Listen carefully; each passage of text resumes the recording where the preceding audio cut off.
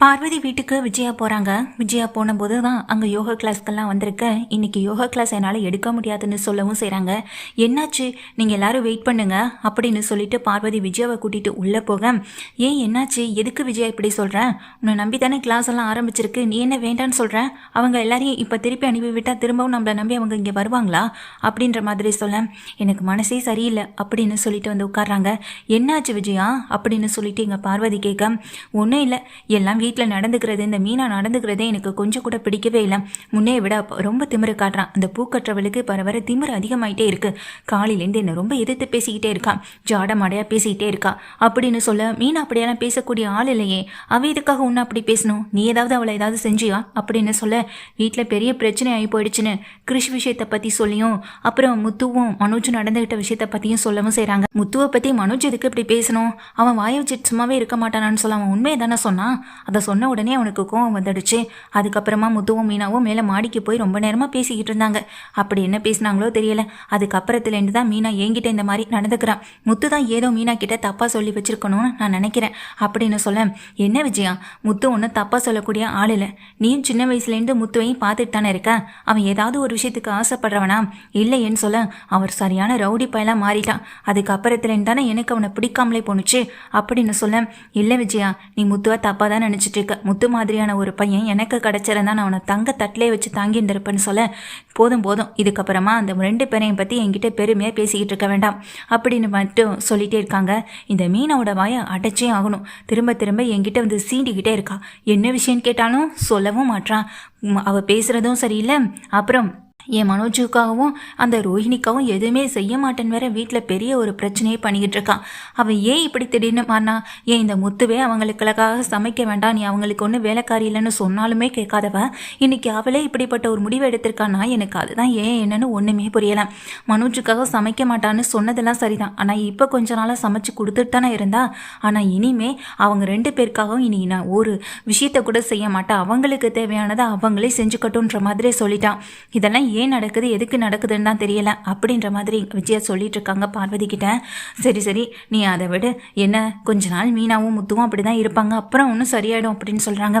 ஆமாம், அந்த கிருஷ் விஷயம் என்னதான் ஆச்சுன்னு சொல்ல, அந்த பையனை சீர்திருத்த பள்ளியில் போடணுன்றதான் பெரிய ஒரு பிரச்சனையாகவே போயிட்டுருக்கு அப்படின்னு சொன்னதும், சிவன் அங்கே வந்தவங்க இதை கேட்டுட்டு, சீர்திருத்த பள்ளியா அப்படின்னு நினைக்க, நீங்கள் எதுக்கு இங்கே வந்தீங்கன்னு எங்கள் பார்வதி கேட்க, இல்லை மாஸ்டர், கொஞ்ச நேரத்தில் வரேன்னு சொல்லிட்டு போனீங்க, அங்கே எல்லாரும் வெயிட் பண்ணிட்டு இருக்காங்க, அதான் உங்களை கூப்பிடலான்னு வந்தேன் அப்படின்னு சொல்ல, என்ன விஷயம், உங்கள் ஃபேமிலி விஷயத்தில் தலையிடுறேன்னு மட்டும் தப்பாக நினச்சிக்காதீங்கன்னு சொல்லிட்டு இங்கே வந்து அவர் கேட்கவும் செய்கிறாங்க. அதுக்கு பார்வதி சொல்கிறாங்க, அது உங்களுக்கு தேவையில்லாத விஷயம்னு சொல்ல, இல்லை மேடம், நான் ஒரே ஒரு விஷயத்த மட்டும் சொல்கிறேன்னு சொல்ல, ஏற்கனவே இந்த ஆள் பேசுகிறதும் சரியில்லை, பார்க்குறதும் சரியில்லை, இப்போ என்னத்தை புதுசாக சொல்லிட போகிறான்னு எங்கள் பார்வதி நிற்க, அங்கே விஜயாவை பார்த்துட்டு, சிறுவர் சீர்திருத்த பள்ளின்னு சொன்னீங்க, எப்படி இருந்தாலும் சின்ன குழந்தைய பற்றி தான் நீங்கள் பேசிகிட்டு இருந்திருப்பீங்க, அவசரப்பட்டு எந்த ஒரு விஷயத்தையுமே முடிவெடுத்துடாதீங்க, சின்ன பையனுடைய வாழ்க்கை அதில் எந்த அளவுக்கு பாதிக்கப்படும்ன்றது எனக்கு நல்லாவே தெரியும். இப்படி தான் நான் ஸ்கூலில் அப்படின்னு சொல்லும்போது, ஸ்கூலில் நீங்கள் டீச்சராக இருந்திருக்கீங்களான்னு எங்கள் பார்வதி கேட்க, ஆமாம், நான் ஒரு ஸ்கூலில் ஒரு டீச்சராக தான் இருந்துகிட்டு இருந்தேன். அந்த ஸ்டேஜில் அங்கே இருக்க ஒரு பையன் நல்லா படிப்பான், சூப்பராக மார்க் எடுப்பான், படிப்பு மட்டும் இல்லை எல்லாத்துலேயுமே நல்ல மார்க் அவன் தான் எடுத்துக்கிட்டு இருப்பான். அப்புறம் எந்த ஒரு காம்படிஷன் வச்சாலும் அதில் வின் பண்ணுறது அந்த பையனாக தான் இருக்கும். அந்த பையன் தான் எல்லாத்துலேயுமே ப்ரைஸ் எல்லாம் அள்ளிட்டு போகவும் செய்வான். கடைசியில் என்ன ஆச்சுன்னு தெரியல, நான் அந்த ஸ்கூலை விட்டு ட்ரான்ஸ்ஃபர் ஆகி வேறு ஸ்கூலுக்கு போயிட்டேன். அப்போ கூட அவன் எனக்காக ரொம்ப ஃபீல் பண்ணான். போனதுக்கு பிறகு தான் தெரிஞ்சுது அந்த பையன் சிறுவர் சீர்திருத்த பள்ளிக்கு போயிட்டான்னு சொல்லிட்டு இருந்தாங்க. ஏன் நடந்துச்சு, எதுக்காக நடந்துச்சுன்னு எனக்கு தெரியல. பல தடவை அவனை பார்க்கணுன்னு நான் ட்ரை பண்ணேன், ஆனால் முடியவே இல்லை. என்ன நடந்திருக்கும்னு தெரியல. தேவையில்லாமல் ஒரு பையன் மேலே ஒரு பழியை போட்டு அந்த பையனை அந்த சிறுவர் சீர்திருத்த பள்ளியில் போட்டிருக்காங்க. இதுக்கப்புறம் அவனுடைய லைஃபை எந்த அளவுக்கு பாதிக்கப்படும்ன்றது அது அவங்களுக்கு தெரிஞ்சிருக்குமான்னு தெரியல. ஸ்கூல் ஸ்டேஜில் ப்ரைஸ் வின் பண்ணுறது எல்லாமே தான் அண்ணனுக்காக விட்டு கொடுத்துருக்கான். தான் அண்ணன் கேட்டான்றதுக்காக எல்லாத்தையுமே செய்கிற அந்த பையன் கடைசியில் எந்த சுச்சுவேஷனில் மாட்டிட்டான்னு எனக்கு தான் தெரியும். தயவு செஞ்சு ஒரு பையனை இந்த மாதிரியான ஒரு சுச்சுவேஷனுக்கு தள்ளுறதுக்கு முன்னாடி உண்மையிலேயே அவன் தப்பு பண்ணியிருக்கானா இல்லையா அப்படின்றத வந்துட்டு போலீஸ் விசாரிக்கணும் அப்படின்ற மாதிரி இங்கே சிவனும் சொல்லிட்டு இருக்காங்க.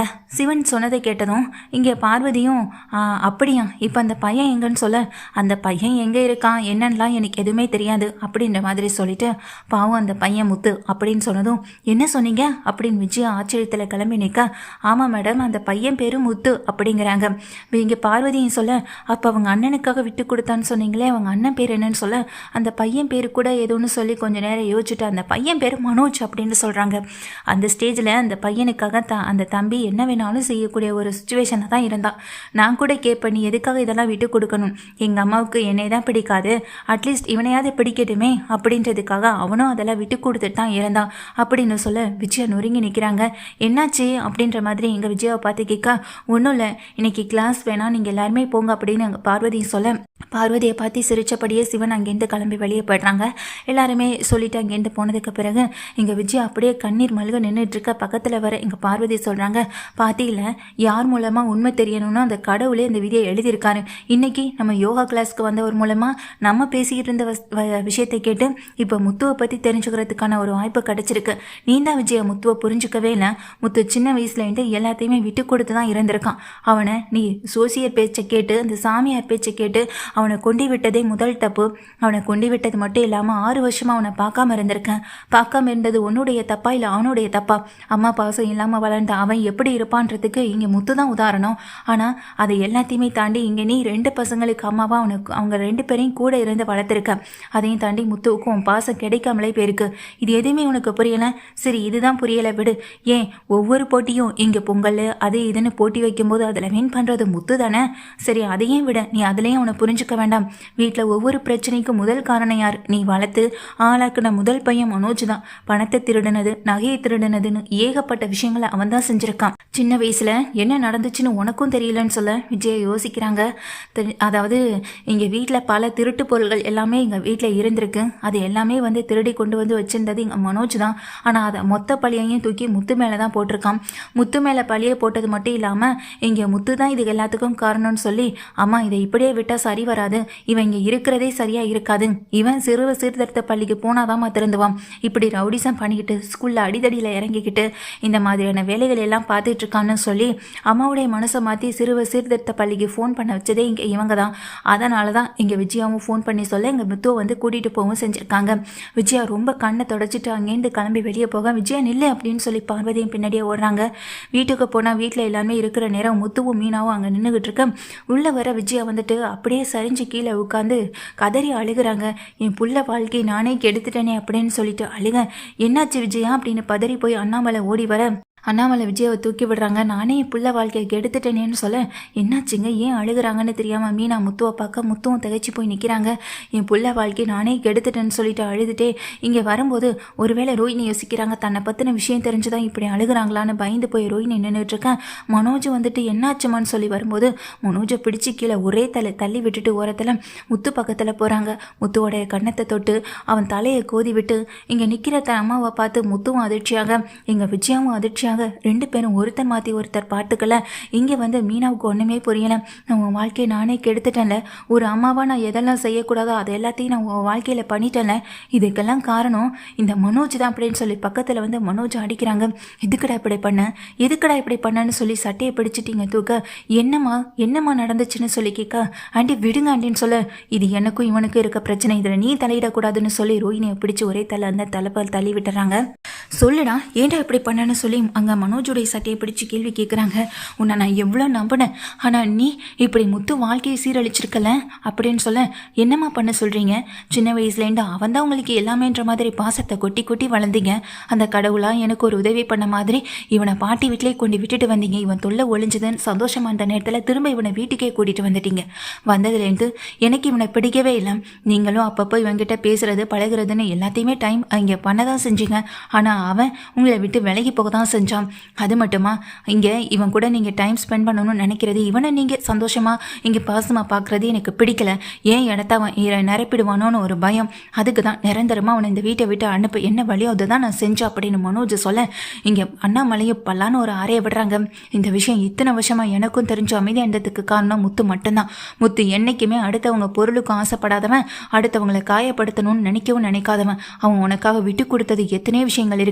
அவன் படிப்பு வாழ்க்கைன்னு எல்லாத்தையுமே உனக்காக தானடா விட்டு கொடுத்துருக்கான்னு சொல்லி அண்ணாமலை ஒரு பக்கத்திட்டு முத்துவும் மீனாவும் அமைதியாக நிற்க, ரவியை ஸ்ருதியும் ஒருத்தர் மாற்றி ஒருத்தர் பார்த்துக்கிட ரவிகிட்ட கேட்குறாங்க ஸ்ருதி அப்படியான உண்மைக்கு காமான்ற மாதிரி ரவியும் தலையாட்டிட்டு நின்றுட்டு இருக்காங்க.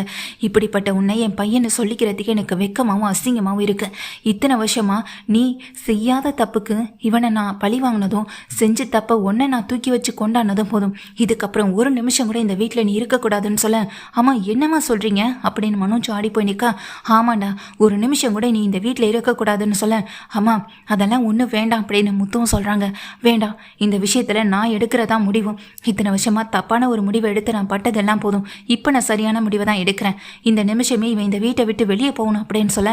ஆனால் ரோஹிணிக்கு சந்தோஷமா தான் இருக்கு. எப்படியாவது மனோஜை இந்த வீட்டை விட்டு வெளியே கூட்டிட்டு போகணும்னு நினைச்சிட்டு இருந்தவங்களுக்கு இப்போ ஆண்டியே இங்கே மனோஜை வந்துட்டு வீட்டை விட்டு வெளியே போகணும்னு சொல்லும்போது அதை கேட்ட ரோஹிணிக்கு சந்தோஷமா இருக்கு. இங்கே அதை நின்றுட்டே இருக்க மனோஜை பார்க்குறாங்க.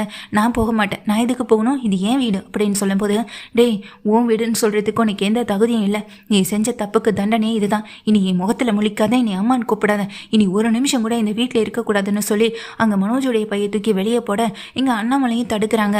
வேணா விஜயா, திரும்ப திரும்ப நீ தப்பு தான் பண்ணிட்டு இருக்கன்னு சொல்ல. இப்போதாங்க நான் சரியான விஷயத்தையே பண்ணுறேன். இவன் இந்த வீட்டில் இருந்ததே போதும். கொஞ்சம் கூட நான் மூளை இல்லாமல் நடந்திருக்கல.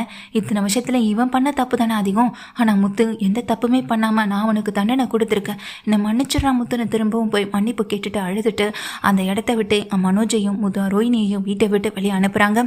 ரெண்டு பேருமே வெளியே போய் நிற்க பட்டார்னு கதவை சாத்திட்டு உள்ளேயும் வந்து அழுதுட்டு உட்காந்துருக்காங்க. அம்மா அப்படின்னு சொல்ல. அம்மா நான் மடியில் கொஞ்சம் நேரம் படுத்துக்கட்டுமான்னு சொல்ல.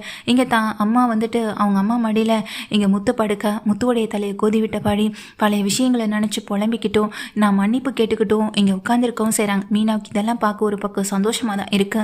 ரவி ஸ்ருதினி எல்லாருமே இதை கண்கொள்ளா காட்சியை பார்த்துக்கிட்டு இருக்கேன். வெளியில் போய் நின்றுட்டுருக்க மனோஜுக்கு ரோஹிணிக்கும் என்ன பண்ணுறதுனே தெரியல. வா மனோஜ் போகலான்னு சொல்லி ரோஹிணி மனோஜ் கையை பிடிச்சிட்டு அங்கேருந்து வெளியேறவும் செய்கிறாங்க. இந்த மாதிரியான சீக்வன்ஸோட இந்த சீரியல் போனால் நல்லாயிருக்கும்னு நினைக்கிறவங்க இந்த வீடியோவுக்கு ஒரு லைக் பண்ணி உங்கள் ஆதரவை தெரிவிங்க.